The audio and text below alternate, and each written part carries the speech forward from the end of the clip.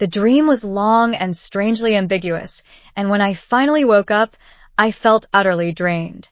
My legs ached as if I'd walked dozens of kilometers, and when I tried to stand, I couldn't even stay upright. What on earth was going on? It was just a wildly audacious dream, wasn't it? How come I felt like I'd been completely emptied out? It wasn't until I glanced down at my naked legs that I realized I was completely naked. At first, I froze in shock. Then I grabbed a mirror and took a look. Dark red marks were etched all over my neck, chest, and even my arms. There was also a tiny wound on my lip, as if something had bitten me. Even a fool could see what had happened. But wait, this was clearly just a wild, absurd dream. Yet everything Evan had done to me in the dream had somehow become real. The whole thing hit me so suddenly that I was mortified. I just wanted to find a crack in the ground and crawl right into it. Although I wanted his Dragon King's power just to save my life, now that it's actually happened, recalling my own bold and uninhibited behavior from the dream makes me can't help but feel anxious again. Will Evan think I'm too frivolous? Just thinking about this, I froze once more. How come I'm suddenly concerned about what he thinks of me? I quickly grabbed some clean clothes and rushed into the bathroom. Only after I'd tidied myself up did I dare to step out. But my walking posture was really weird, almost like a crab. Mom was preparing breakfast and glanced at me briefly before asking, "Lila, what's wrong with your leg?" I obediently sat down at the dining table, lowered my head, and whispered softly, "I twisted my ankle when I got up." Mom gave me a reproachful look and said, "Watch where you're going when you walk. And in the middle of summer, you're covering your neck so tightly. Aren't you hot?" I buried my head even lower and mumbled, "Mosquitoes bit me all over and left huge welts. It's so embarrassing, so I'm using my collar to cover up." "Didn't you know there's mosquito repellent around?" Mom sighed helplessly. "I'll definitely remember next time." Just thinking about last night made my face burn with embarrassment. But now wasn't the time to be shy. I had to hurry and find the evil spirit that had harmed Dad, so he could wake up. After breakfast, Mom went into his room to keep watch over him. Ever since Dad had fallen ill, she'd been doing this every single day, sitting by his bedside, talking to him, hoping he'd hear her. Deep down, I knew that unless we got rid of that evil spirit, Dad would never come back to consciousness. I pulled out the scale Evan had given me last night. He'd said it could guide me to my target. But how exactly was I supposed to find it? Before I could even finish thinking, a thin, white thread suddenly shot out from the scale, winding its way off into the distance. My heart skipped a beat. Could this really be the guidance Evan had talked about? I sprang to my feet and started chasing after it. The thread flew slowly, yet it kept going without stopping. Until suddenly, it came to a halt right beside a person who was smiling warmly at me, completely oblivious to the thread. "Lila dear, on such a bright, sunny day, where are you off to?" she asked. This woman was Mrs. Martha, a resident of our little town, and one of its most unfortunate souls. She'd lost her husband in middle age and her son in old age, leaving her with only her grandson, Tommy, to rely on. The townspeople were all kind-hearted. Whenever her family faced hardship, everyone was quick to lend a hand. Yet somehow, Evan's guiding thread had come to rest precisely by this gentle old lady's side. Could it be that she was the one who'd harmed my dad? But no matter how I looked at her, Mrs. Martha seemed utterly ordinary. How could any evil spirit dare venture out into the blazing sun like that? I gave her a suspicious glance and asked, "Mrs. Martha, where exactly are you headed?" Mrs. Martha glanced up and down my figure, then smiled warmly and said, "Tommy's been sick, so I'm heading over to the herbalist in the next town to pick up some medicine for him. Tommy is 12 years old and about to start middle school. He's sensible and well-behaved. Everyone in town likes him. I'd better not talk to you any longer. I've got to hurry off before the sun gets even hotter," Mrs. Martha said, quickening her pace. "All right, take care on your way," I replied promptly, nodding vigorously. After Mrs. Martha had walked away, the thread finally resumed its movement, but this time it headed straight toward her house, flying into the yard before coming to a sudden halt. It seemed that the evil spirit responsible for harming Dad was hiding right here. I stared at the tightly shut gate, torn between hesitation. Should I go in or not? After pondering for a few seconds, I made up my mind and turned around. Better safe than sorry. Never be curious, never act alone, and never enter a house you know is dangerous. Evan only said to drop some blood onto the scales once we found them. He didn't mention anything else. Just to be on the safe side, I decided to try dropping some blood first. The moment I pricked my finger, the sharp pain made me wince. After letting a drop of blood fall onto the scales, I turned to leave for a while. But just as I did, I nearly gonged into someone's arms. Mrs. Martha's wrinkled face was suddenly so close that my breath froze instantly. Mrs. Martha? Weren't you at the herbalist place? How come you're back so soon? I blurted out in surprise. My heart was already in chaos. There was no way she could have returned so quickly. Maybe she hadn't left at all and had been following me all along. Cold sweat immediately broke out on the back of my neck. The kindness on Mrs. Martha's face vanished without a trace. Her smile was forced and insincere as she stared at me intently. Lila dear, what are you doing loitering around my doorstep? Her voice was chilling, radiating an icy chill. At the same time, the courtyard gate behind me opened silently. Since you're so interested in my home, go on in then. Mrs. Martha's face suddenly twisted into a ferocious grimace. I'd never imagined an elderly woman could possess such strength. She grabbed me and shoved me into the yard, and the gate slammed shut with a loud bang, locking behind me. I crashed heavily onto the ground, already feeling weak and sore all over.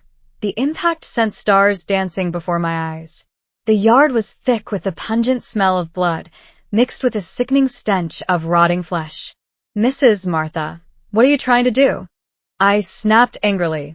Mrs. Martha glared at me darkly. Humph! You think I can't see that half-empty thread? Good thing I kept an eye on you, otherwise you'd have ruined my whole plan. My heart sank. She could actually see that thread? Evan really pulled one over on me this time. What plan are you talking about? I pressed, my nose already stinging from the foul odor. Mrs. Martha didn't answer. Instead, she grabbed a rooster with a broken leg from the chicken coop and gave a sinister laugh. Since you've practically handed yourself right to me, don't blame me for being ruthless. As long as Tommy comes back, I'll do absolutely anything. Tommy's all I've got left. I can't afford to let anything happen to him again.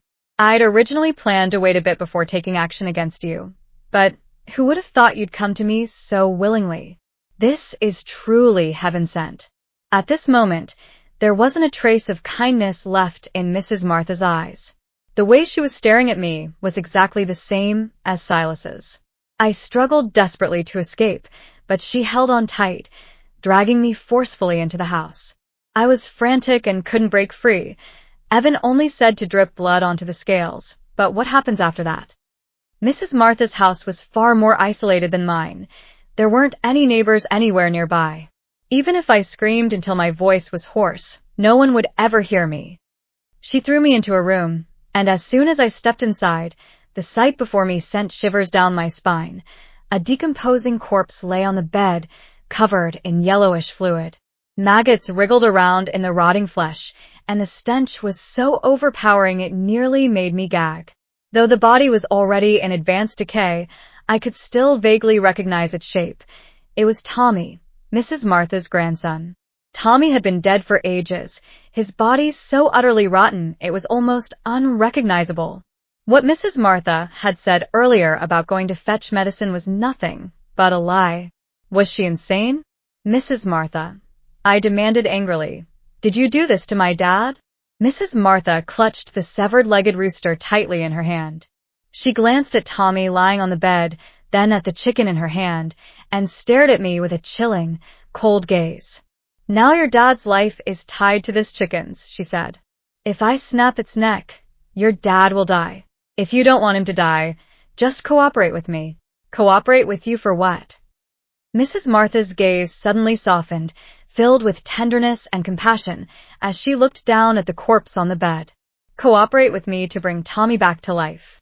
I was utterly stunned. But Tommy's already dead. His body's rotted away. How could he possibly be brought back?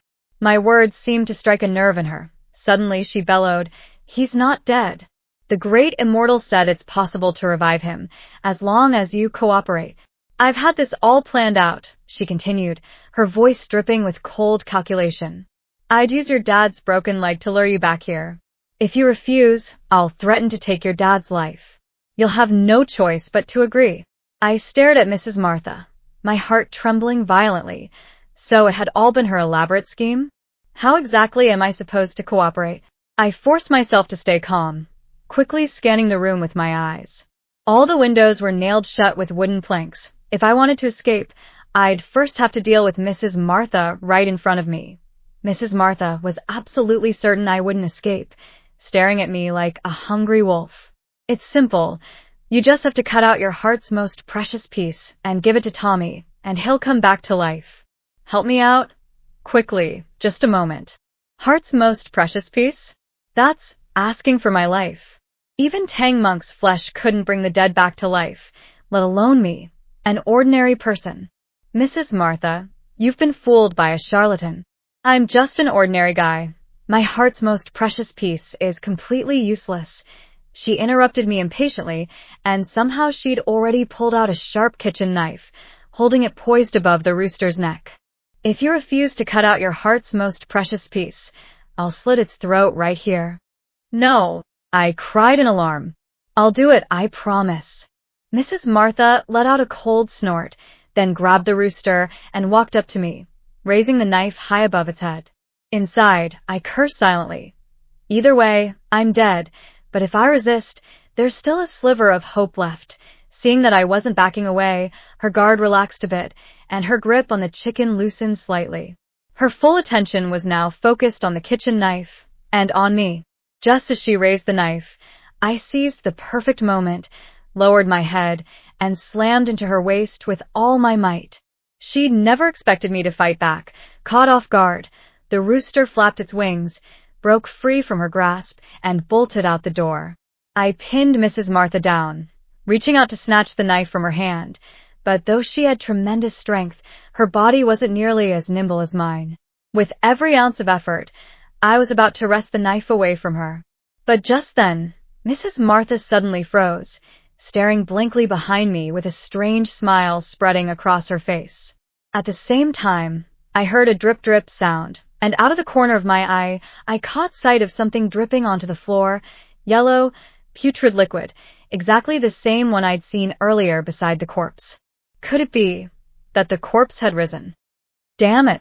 I tried to get up, but Mrs. Martha suddenly clung to me tightly, her arms like dried twigs squeezing the breath out of me. Tommy, do it! Pluck out her heart, and you'll live. Tommy's corpse was already unrecognizable. Rotting flesh and shattered bones tumbled down with his every movement, making my pupils contract sharply. He raised his hand, revealing white bones, and reached toward my chest. Just as his hand was about to touch me, a sudden burst of silver light erupted from my body. A ghostly dragon-shaped figure materialized, enveloping me completely. The dragon's shadow violently tore apart the decaying corpse. There was a dull thud, plop, as the corpse slammed into the wall, instantly disintegrating into a pile of minced meat and scattered bones. Seeing the broken remains, Mrs. Martha's face turned livid with rage. Ignoring me completely, she scrambled on all fours toward the corpse, frantically clawing at the fragments of flesh and bone, but no matter how hard she tried, she could never put it back together again.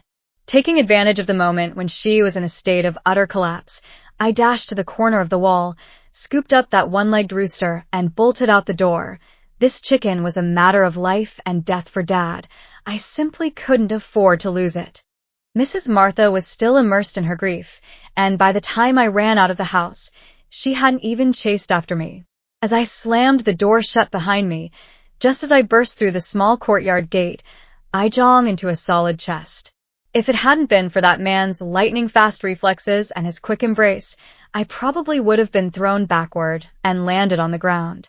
A crisp, fresh scent, like mountain spring water, washed over me. When I looked up, I saw it was Evan Thorne. He'd arrived at absolutely the perfect moment, neither earlier nor later, but precisely when I was making my escape. I even began to suspect he'd done it on purpose. After a brief moment of stunned silence, my face instantly turned as red as a cooked shrimp, and those images from last night, the flushed cheeks and racing heart, flooded back into my mind all over again. Why are you only showing up now? I lowered my head and mumbled softly. I didn't dare look at his expression, afraid of hearing mockery. But instead of the expected sarcasm, a light chuckle sounded above me. You're saying it's my fault for being late? I jerked my head up, eyes wide, and quickly explained, No. That's not what I meant. If I hadn't escaped just now, I probably would have been dead. Evan's lips curved ever so slightly into a faint smile as he studied me with keen interest. His gaze lingered first on my lips, then slowly slid down to my neck and chest. His look sent shivers running down my spine. You already have the Dragon King's power protecting you. You're not that easy to kill. As he said Dragon King's power, his eyes took on a peculiar depth. The Dragon King's power. Just thinking about how I'd come to possess such power made me want to die right there and then. Before I could say anything, he went on. Back in a room just now, the dragon shadow that appeared around you, it was the Dragon King's power manifesting itself. Ordinary evil spirits simply couldn't harm you. I nodded, surprised to find that it was this very thing that had been protecting me all along. So, does that mean Evan and I've already become something like a married couple? But then I hesitated. After all, I'm human, and he's a Dragon King. We're completely different species. Can we really be together? Evan, I called out softly. He looked down at me, his eyes meeting mine. I tightened my grip on the rooster's hand, but as soon as I felt his cool, unflinching gaze upon me, all the courage I'd mustered just seemed to deflate in an instant. No, nothing, I said quickly. Evan merely narrowed his eyes slightly, not pressing further, but I knew full well he'd guessed exactly what I'd been about to ask. Actually, what I wanted to know was, after last night, what exactly are we now? Yet I didn't dare speak up, and he didn't mention it either, maintaining a perfectly serious demeanor as if nothing had happened last night at all. Hurry up and take the rooster home. Put it by your father's bedside. Evan broke the silence. The soul that was taken from your father will return to his body on its own. I knew this wasn't the time for sentimentality, so I nodded and quickly grabbed the rooster, dashing home. When Mom saw me sprinting back, clutching a rooster with a broken leg, she was just about to ask something, but I immediately jumped in and said, Mom, don't ask yet. I'll explain everything later. Evan followed closely behind me, but Mom seemed completely oblivious to his presence. She hesitated, as if she wanted to say something but couldn't bring herself to ask further. I placed the rooster by Dad's bedside. It lay quietly and obediently, not moving a muscle. Evan stood beside me, extending his slender hand and gently brushing it over both the rooster's head and Dad's forehead. Then a tiny spark of light shot out from the rooster's head and flew straight into the center of Dad's brow. Almost instantly, Dad's eyelashes twitched, though he didn't wake up right away. Evan said that Dad's spirit needs time to adjust and should be awake by dark. Hearing this, I finally let out the breath I'd been holding. Dad was okay, and now I had the Dragon King's power to protect me. Everything seemed to be getting better, but Evan's next words hit me like a bolt from the blue. He followed me back to my room and sat down at the edge of my bed. On the bed still lay the clothes I'd changed out of last night, all torn and ripped beyond recognition. No wonder last night had been so wild. Looking at Evan sitting there like an old man, I didn't know whether to stand or sit. Why are you being so stiff? Weren't you pretty bold last night? Evan raised an eyebrow, his voice cool and detached. I scratched my head and said hesitantly, Last night, I thought it was just a dream, which is why I dared to do those things. At that point, I froze. What on earth was I supposed to say? We've only known each other for 2 or 3 days, and we've spent together just a few hours, but you're already kissing him senseless? What's he going to think of me? What did you say? Be clear, Evan said with a smirk that sent shivers down my spine. Only a villain would smile like that. I fidgeted nervously, twisting the hem of my shirt until the fabric was all wrinkled and crumpled. Closing my eyes in resignation, I muttered, I'll take responsibility. It was my initiative. I should be the one to take charge. Take responsibility. Evan laughed coldly, as if I'd just told him the biggest joke in the world. You think you're qualified to take responsibility for me? My mouth went utterly dry in an instant. That remark hit me like a knife to the heart. He saw me as nothing more than an ordinary person, too lowly and unworthy even to be held accountable. Well, that suited me just fine. Taking a deep breath, I raised my head and asked, if I'm not worthy of taking responsibility, does that mean I'll never be able to date or marry anyone else? I really care about this. I'm just an ordinary person, and all I want is an ordinary life. As soon as I finished saying that, despite it being the height of summer, the room's temperature suddenly plummeted, sending a chill through me that made me shiver.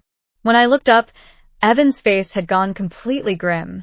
The red shirt made his complexion look even colder, and his bare, pale ankles stood out starkly, each ankle adorned with 2 golden anklets. Judging by their thickness and luster, I couldn't help but wonder, were these anklets made entirely of pure gold? Oh well, I didn't dare ask, not out of curiosity, but out of sheer fear. I stared at him nervously, both eager and terrified of what he'd say. My heart was pounding so fast it felt like a drumbeat. If you're dying to end your life, go ahead, Evan said with a half-smile, his voice icy and cutting. I was left speechless. His attitude was nothing short of toxic, neither proactive nor rejecting, yet utterly irresponsible. I'm so frustrated. But last night it was really me who took the initiative, so maybe I didn't come out too badly after all. Not only did I get the Dragon King's power, but his physique seems pretty impressive, too. Just as I was lost in these wild thoughts, Evan spoke again. Lila, don't think that having my Dragon King's power means you're safe and sound. This power can only protect you for a while. It can't keep you safe for a lifetime. If you want to survive, you'll have to find the soul you've lost. Otherwise, you'll remain trapped in eternal slumber, never to be reborn. A person with an incomplete soul won't even be allowed into the underworld after death, he said, sending a chill straight through me. I'd been so relieved, thinking that with the Dragon King's power, I'd finally be safe, but now I realized I'd jumped the gun way too soon. Was it Silas who took my missing soul? I asked. Evan nodded without hesitation. As far as we can tell, it really was him. Why does he want my soul? Did I offend him in a past life? Evan just gave me a faint, sidelong glance without saying a word. It seemed this was going to be tricky. I'd rather never see Silas again in this lifetime, yet my very soul happened to be in his hands. Just then, Mom pushed open the door and came in. The instant she sat down beside me, Evan's red coat flashed briefly, and his figure shot out the window.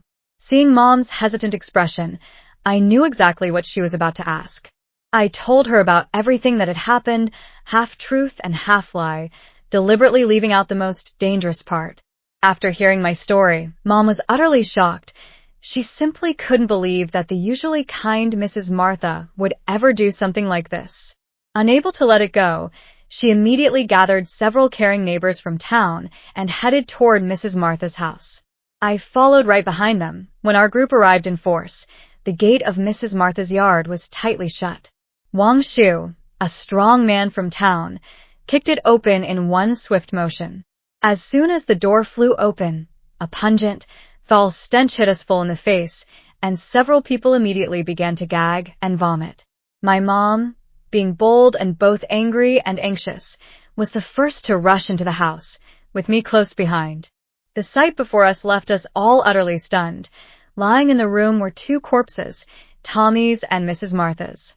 Tommy's body was already in an even more advanced state of decomposition.